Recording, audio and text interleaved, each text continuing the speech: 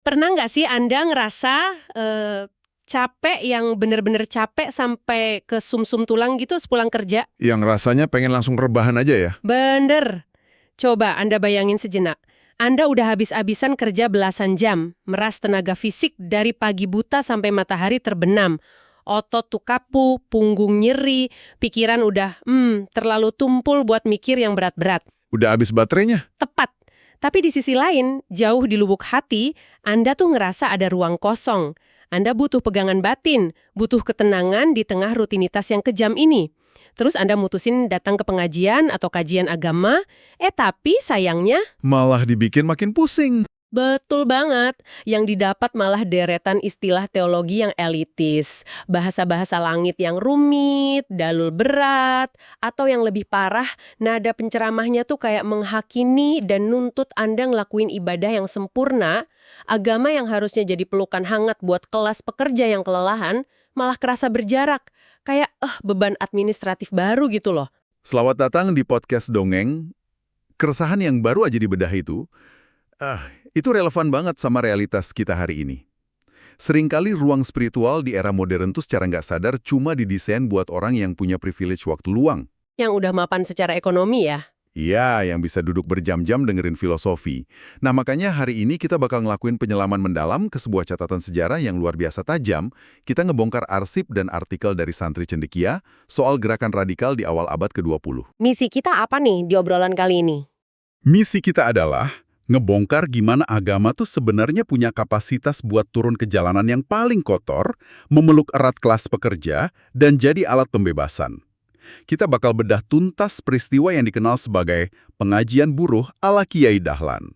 Fakta kejutannya, seabad yang lalu, pendiri Muhammadiyah, KH Ahmad Dahlan, justru ngerasain kegelisahan yang sama persis kayak yang Anda rasain tadi. Wow, seabad yang lalu loh, ini mendobrak stereotip banget. Soalnya asumsi dasar kita soal ulama zaman kolonial kan biasanya feodal ya, duduk di pendopo masjid, nunggu santri datang cium tangan bawa kitab. Tapi Kiai Dahlan justru mendekonstruksi itu. Benar sekali. Dan kalau kita lihat akar peristiwanya, ini tuh nggak dimulai dari fatwa di atas mimbar, tapi dari observasi sosiologis yang sangat sunyi. Boleh diceritain detailnya? Jadi begini, suatu pagi di Kampung Kauman, Kiai Dahlan tuh tiba-tiba nunjukin perubahan perilaku yang drastis. Beliau yang biasanya rapi, jenggot dan kumis selalu tercukur, tiba-tiba ngebiarin dirinya kelihatan nggak terurus. Kusut gitu ya? Kusut, murung, sering lamun. Kelihatan banget ada beban psikologis yang lagi beliau pikirin. Sampai puncaknya, tanpa pamit sang kiai ini jalan keluar rumah dari pagi dan menghilang. Wah, ngilang gitu aja. Di komunitas sekecil dan seerat Kauman zaman dulu, tokoh sentral ngilang tanpa pamit pasti bikin panik satu kampung kan? Pasti. Istrinya, Nyai Walidah, itu panik luar biasa. Santri-santrinya juga gundah gulana nyariin. Zaman itu kan belum ada WhatsApp atau GPS buat ngelacak. Terus beliau sebenarnya kemana? Nggak mungkin bertapa ke gunung kan? Nggak sama sekali. Beliau ternyata lagi blusukan. Inspeksi mendadak ke jantung mesin eksploitasi kolonial. Dari pagi buta sampai malam, Kiai Dahlan tuh nyusurin stasiun-stasiun kereta api. Kemungkinan besar stasiun NIS atau SS yang jadi urat nadi logistik di Jogja saat itu. Tempat kuli-kuli panggul pada kerja kasar? Betul, sama pabrik-pabrik tempat pribumi kerja. Nah, untuk paham kenapa beliau ngelakuin ini, Anda harus tahu kontras sosiologisnya waktu itu. Kauman kan epicentrum elit. Isinya saudagar batik kaya dan ulama keraton ya? Iya, mereka hidup di gelembung kenyamanan agamis. Tapi di pinggiran gelembung itu, ada realitas buruh kasar yang hidupnya ngindungan. Buat sahabat podcast dongeng yang mungkin belum familiar, ngindungan ini tuh kondisi di mana pekerja kasar numpang hidup di tanah milik saudagar kaya. Bikin gubuk seadanya, terus kerja memburu di pabrik batik atau kuli stasiun. Jadi secara jarak, mereka tuh nempel sama pusat agama Kauman. Tapi secara struktural, jarak mereka ribuan kilometer dari akses spiritualitas. Pantesan Kiai Dahlan sampai muruh berhari-hari. Paradoks ini yang nyiksa pikiran beliau ya. Tepat, beliau lihat langsung gimana kapitalisme kolonial mereduksi manusia. Buru-buru ini diperas sampai jadi sekedar skrup industri. Bangun sebelum subuh, kerja keras sampai tulang mau retak, pulang udah hancur lebur. Kapan mereka punya waktu buat kenal Tuhannya, kalau energi mereka cuma sisa buat tidur? Ini pembacaan yang sangat progresif loh buat zamannya. Beliau nggak nyalahin korbannya. Beliau nggak nanya, kok pada malas ke masjid sih? Beliau sadar arsitektur ekonominya yang merampas waktu mereka. Terus apa yang terjadi malamnya? Kan beliau seharian ngilang tuh. Nah, ini momen yang sinematik banget. Selepas Isya, pas orang-orang Kauman udah tegang nyariin, tiba-tiba Kiai Dahlan muncul di gerbang persyarikatan. Tapi beliau nggak sendirian. Beliau bawa siapa? Beliau bawa rombongan ratusan orang. Ratusan pekerja kasar, kuli panggul, buruh pabrik yang kusam, bajunya berdebu, tangannya legam bekas lilin batik. Semuanya diajak masuk ke serambi surau dan ruang kelas Kauman yang biasanya sangat steril dan eksklusif. Gila, merinding saya bayangin ya. Anda bayangin aja, ibaratnya bawa ratusan pekerja tambang yang bajunya masih penuh lumpur, langsung masuk ke lobi hotel bintang 5 yang paling elit.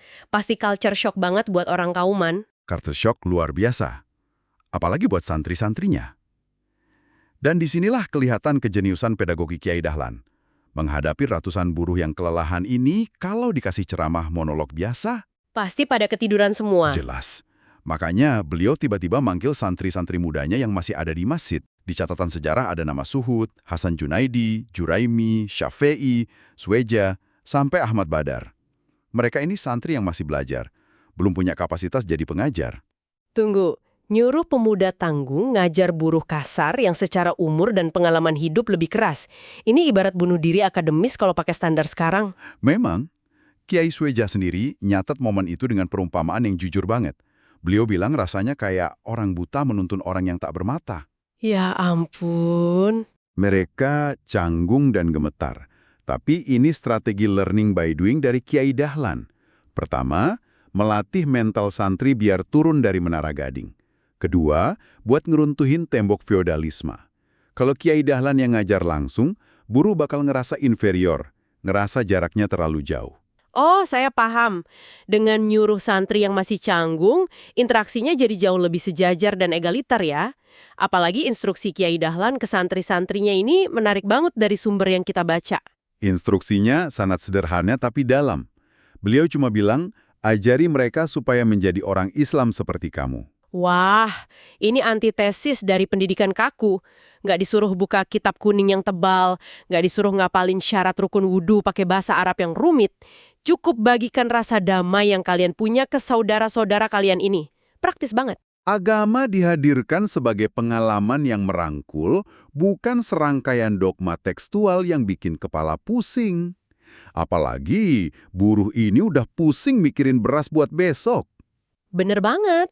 Dan kalau kita bedah kurikulum pengajiannya, di bulan-bulan berikutnya, ada fakta yang menurut saya mind-blowing.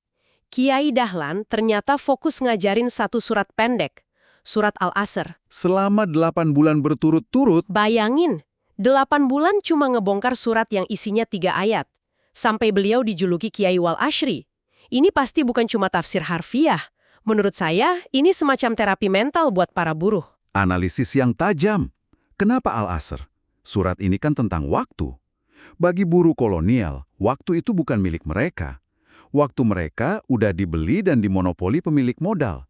Lewat Al-Asr, Kiai Dahlan menanamkan kesadaran eksistensial. Bahwa waktu mereka tuh berharga ya. Betul, hidup mereka bernilai di mata Tuhan. Mereka bukan sekedar alat produksi yang mati rasa. Ini pembebasan dari mentalitas budak. Ditambah lagi, beliau juga menanamkan teologi Al-Maun. Nah, teologi Al-Maun ini kan biasanya kita pahami sekedar nyantunin anak yatim atau bikin panti asuhan. Tapi di konteks ini jadi advokasi ketenaga kerjaan ya. Iya, Al-Maun mengutuk penelantaran orang miskin. Kemiskinan buruh ini bukan takdir jatuh dari langit, tapi struktural akibat kolonial. Kiai Dahlan membangun solidaritas antar kelas pekerja lewat ayat ini, biar buruh nggak merasa berjuang sendirian. Dan cara beliau nyampein pesan berat ini yang bikin saya makin kagum. Beliau pakai bahasa Jawa ngoko, bahasa rakyat jelata, bukan kroma inggil. Beliau benar-benar memposisikan diri setara. Dan jangan lupa satu detil penting, beliau sering menyelipkan permainan biola di sela-sela waktu senggang pengajian buruh itu. Jujur aja, saya merinding sih ngebayangin ini. Ada bayangin buruh yang bajunya penuh oli, kotor, masuk surau, nggak diusir. Malah disambut sama tatapan penuh kasih sayang dari seorang ulama besar dan dihibur pakai alunan biola. Kiai Dahlan ngangkat derajat buruh kasar ini jadi manusia-manusia spiritual yang berdaya. Biola itu medium penyembuhan, healing. Musik jadi bahasa universal buat nenangin saraf pekerja yang udah tegang seharian. Agama bener-bener jadi oase yang mengembirakan. Kiai Dahlan membantah narasi Karl Marx yang bilang agama itu candu masyarakat buat nerima penindasan.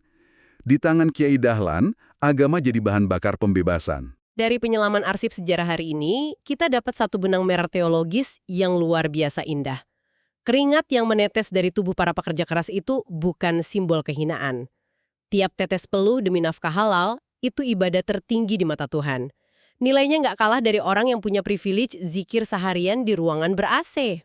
Kesetaraan sejati itu nggak diukur dari apakah Anda CEO bermobil mewah atau kuli pelabuhan. Di hadapan Tuhan, arsitektur kelas itu lenyap, yang dinilai murni ketakwaan dan seberapa bermanfaat waktu kita, seperti pesan surat Al-Asr.